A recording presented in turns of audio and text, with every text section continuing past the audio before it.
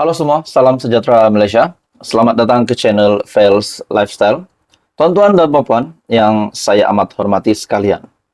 Datuk Seri Anwar Ibrahim akhirnya buat pendedahan berkenaan dengan RM4.5 triliun yang melibatkan dana sejumlah sebesar itu, iaitu melibatkan ataupun berkait dengan rasuah dan ketirisan selama 26 tahun yang lalu ataupun 26 tahun kebelakangannya.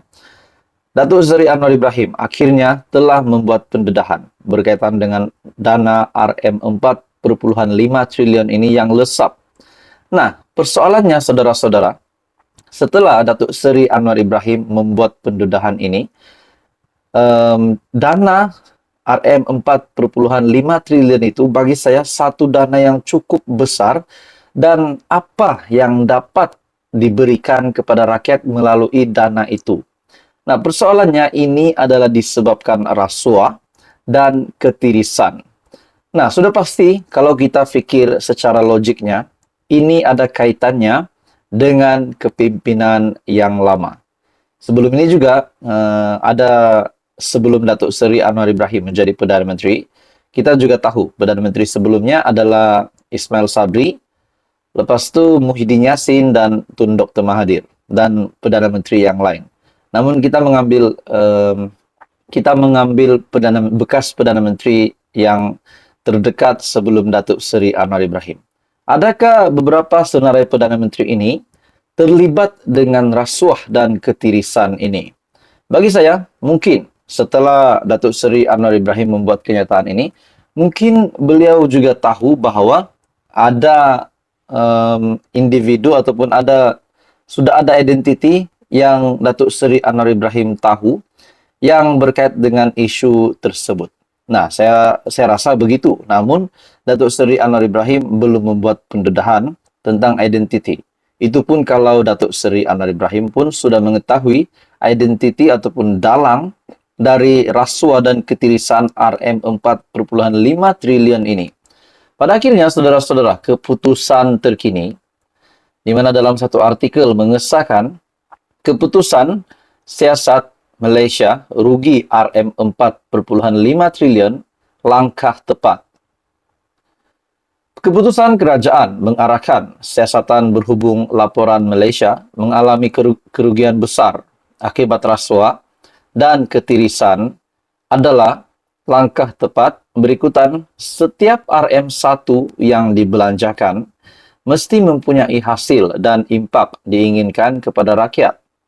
Presiden dan Ketua Pegawai Eksekutif EMIR Research, Datuk Dr. Rais Husin Muhammad Arif berkata, langkah-langkah pencegahan juga perlu diambil untuk memastikan ketelusan secara radikal dalam semua urusan kerajaan. Keputusan yang sangat baik oleh Perdana Menteri Datuk Seri Anwar Ibrahim untuk mengarahkan siasatan kerugian yang besar dialami negara akibat rasuah dan ketirisan. Antara langkah pencegahan diambil untuk memastikan ketelusan dalam semua urusan kerajaan, seperti hanya mengamalkan sistem tender terbuka, tiada lagi rundingan terus atau tender terhad selain monopoli dalam perniagaan sepatutnya dihapuskan. Oleh itu, model input, output, outcome atau hasil impak mesti dipraktikkan dalam semua peringkat perolehan daripada perancangan bajet sehingga pelaksanaan bajet, katanya. Sebelum ini juga, Perdana Menteri Datuk Seri Anwar Ibrahim menyatakan pihaknya mengarahkan agar siasatan dijalankan berhubung laporan Malaysia mengalami kerugian mencecah RM4.5 triliun dalam tempoh 26 tahun akibat rasuah dan ketirisan. Nah, sebelum ini juga Datuk Seri Anwar Ibrahim ditanya apa kehebatan kerajaan perpaduan.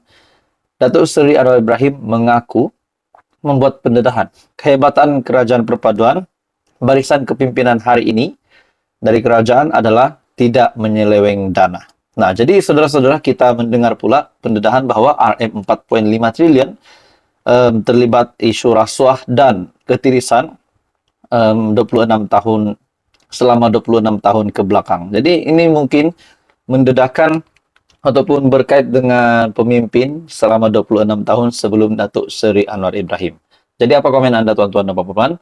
Teruskan bersama di dalam channel ini untuk info yang selanjutnya. Jangan lupa tekan butang like, share, dan subscribe. Info padu, info hangat disediakan di dalam channel ini. Halo semua, salam sejahtera Malaysia. Selamat datang ke channel Fels Lifestyle. Tuan-tuan dan puan-puan semua, saudara-saudara sekalian yang saya amat hormati, setelah Datuk Seri Anwar Ibrahim membuat pendedahan tentang RM4,5 triliun yang lesap di dalam tempoh 26 tahun, dikarenakan oleh rasuah dan ketirisan. Dan ini sudah pasti mengaitkan juga dengan kerajaan sebelum ini. Nah, saudara-saudara, sebelum ini juga, setelah kita digemparkan dengan kenyataan dari Perdana Menteri berkaitan dengan RM4,5 triliun, sebelumnya juga kita dikejutkan dengan kononnya ada gerakan untuk menumbangkan Perdana Menteri, dan Datuk Seri Anwar Ibrahim sendiri membuat pengakuan bahkan mencabar mana-mana pihak untuk mengusulkan perkara itu, membuktikan bahawa mereka memang mempunyai kerusi yang cukup untuk membentuk kerajaan baru. Nah, setelah perkara ini sedikit reda, tiba-tiba pula dua pemimpin dari Perikatan Nasional, yaitu Ketua Pembangkang sendiri, Hamzah Zainuddin, dan Menteri Besar Kedah, tiba-tiba sekali lagi membuat kenyataan yang sama. Dan bagi saya ini pasti satu lagi kejutan besar kepada Istana Negara. Kenapa saya cakap Istana Negara? Disebabkan ini bagi saya secara pribadi, hanya pendapat saya saja, ini seolah-olah tidak mengendahkan titah dari Yang di-Pertuan Agong Al-Sultan Abdullah Riayatuddin Al-Mustafa Billah Shah. Setelah Muhammad Sanusi, Menteri Besar Kedah, membuat satu lagi kenyataan. Tukar kerajaan tak mustahil boleh dilakukan. Bahkan beliau juga mengaku, bagaimanapun beliau yang juga Ketua Pengarah Pilihan Raya Perikatan Nasional berkata, tidak mengetahui sebarang rancangan yang dilakukan. Namun beliau membuat pengakuan, saya tak boleh mengesahkan atau menafikan, tetapi saya gembira sekiranya ia betul berlaku. Malah saya harap itu berlaku menurut Sanusi. Nah, untuk Hamzah Zainuddin juga. Hamzah Zainuddin pula membuat pengakuan yang mengejutkan ramai, di mana beliau berkata, PN mampu urus negara dengan lebih baik. Nah, persoalannya saudara-saudara, adakah fokus dari pembangkang, fokus dari pemimpin PN hari ini bukan untuk semak dan imbang, tetapi fokus mereka adalah untuk menggulingkan kerajaan. Saudara-saudara, tuan-tuan dan puan-puan semua, kita juga dapat melihat pembawaan yang sama dari Dr. Mahathir, dari Hadi Awang, dan Muhyiddin Yassin, saya rasa. Pembawaan yang sama yaitu ingin menggulingkan kerajaan.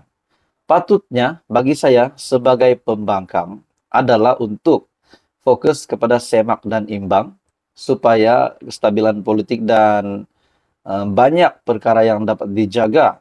Namun kalau fokus dari pembangkang adalah untuk menggulingkan kerajaan hari ini, sudah pasti ini bukan kestabilan politik yang dimahukan oleh rakyat. Jadi saudara-saudara, tuan-tuan dan puan-puan semua, ini pasti menggemparkan seluruh Malaysia, seluruh ahli parlimen dalam kerajaan. Rupanya selepas Datuk Seri Anwar Ibrahim mencabar bersatu ataupun membangkang, mencabar PN untuk mengemukakan bahawa mereka memang mempunyai sokongan, dan akhirnya Ketua Penerangan Bersatu membuat pengakuan auta bahawa 126 itu adalah auta. Pada akhirnya Sanusi dan Hamzah Zainuddin tiba-tiba pula membuat pengakuan bahawa seperti apa yang dinyatakan Sanusi, beliau lebih suka kalau kerajaan hari ini tumbang, dan Hamzah pula beliau kata PN boleh memimpin dengan lebih baik. Adakah kedua-dua mereka sudah hilang ingatan? Itu persoalannya. Disebabkan Datuk Seri Anwar Ibrahim sendiri mencabar pembangkang untuk mengemukakan isu tersebut. Pada akhirnya kita masih dapat tahu pimpinan Datuk Seri Anwar Ibrahim masih kekal teguh sehingga hari ini. Jadi saudara-saudara, apa komen Anda? Teruskan bersama di dalam channel ini untuk info yang seterusnya. Jangan lupa tekan butang like, Anda boleh share video ini dan tekan butang subscribe.